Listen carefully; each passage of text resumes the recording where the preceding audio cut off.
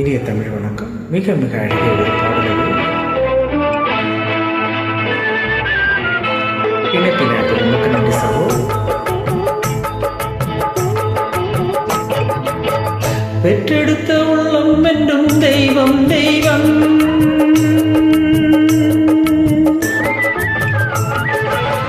பெற்றெடுத்த உள்ளம் என்றும் தெய்வம் தெய்வம், அது பேசுகின்ற வார்த்தை என்றும் மௌனம் மௌனம். இரத்தத்துடன் சேர்ந்தது அந்த பாசம் பாசம், அது நாள் கடந்தும் பிள்ளையுடன் பேசும் பேசும், அது நாள் கடந்தும் பிள்ளையுடன் பேசும் பேசும். அன்று ஒரு நாள் மன்னன் காலவனுடைய சபையில் ஒரு விசித்திரமான வழக்கு வந்தது. ஒரு பிள்ளை, இரண்டு தாய்மார்கள், இரண்டு பேரும் அது தன்னுடைய பிள்ளை என்கிறார்கள். பிள்ளைக்கோ தன் தாயார் என்று சொல்ல தெரியவில்லை. காலவன் யோசித்தான்.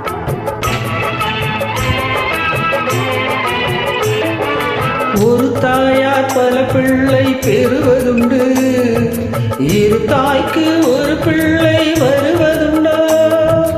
அசல் யாரோ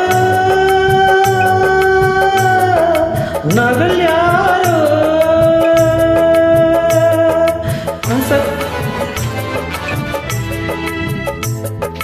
அசல் யாரோ நகல் யாரோ அறிவேன் என்று அதிசயித்த மன்னன் சொன்னான் முடிவில் ஒன்று. இரண்டு பேருமே இது தன் பிள்ளை என்பதால் யாரிடம் ஒப்படைப்பதென்று தெரியவில்லை. ஆகவே காவலா, இந்த பிள்ளையை ஆளுக்கு பாதியாக கொடு என்றார். காவலன் சென்றார், இடைவாளை எடுத்தார், அந்த மகனை இழுத்தார், வாளை ஓங்கினான் வாளை ஓங்கினான்.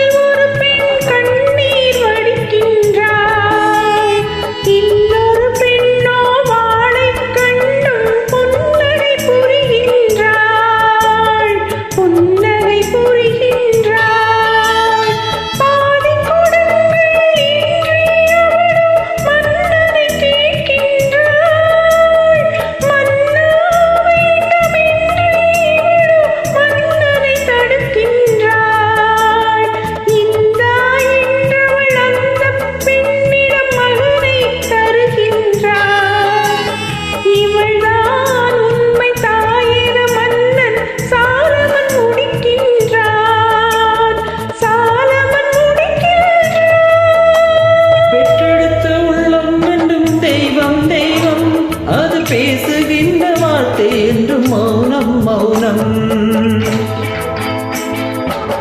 சக்தி வடிவானவளே அன்னை அன்னை, அவள் தான் அறிவாள் தான் வளர்த்த கண்ணை கண்ணை.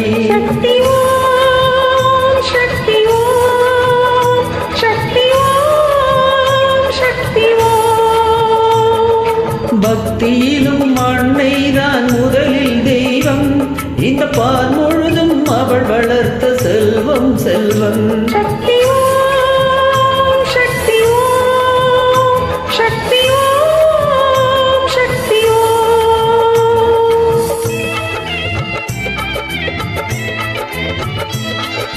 பதியம் வைத்த மரம் புதிய தோட்டம் தனில் நின்று வாழ்வதுண்டு.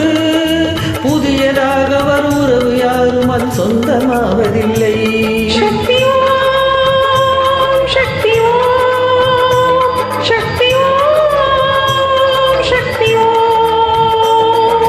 ஊதிரம் கொண்டு வரும் உறவு யாவும் அது உண்மையான அன்பு.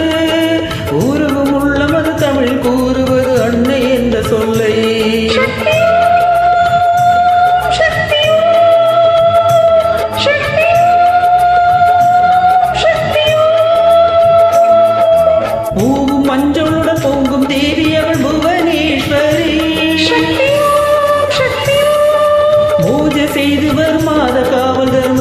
ராஜராஜேஸ்வரி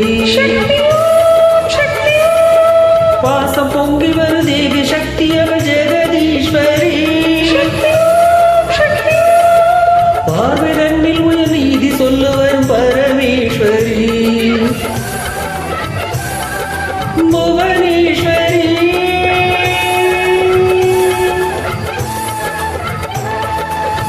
பெற்றெடுத்த உள்ளம் என்றும் தெய்வம் தெய்வம் அது பேசுகின்ற வார்த்தை என்றும் மௌனம் மௌனம்.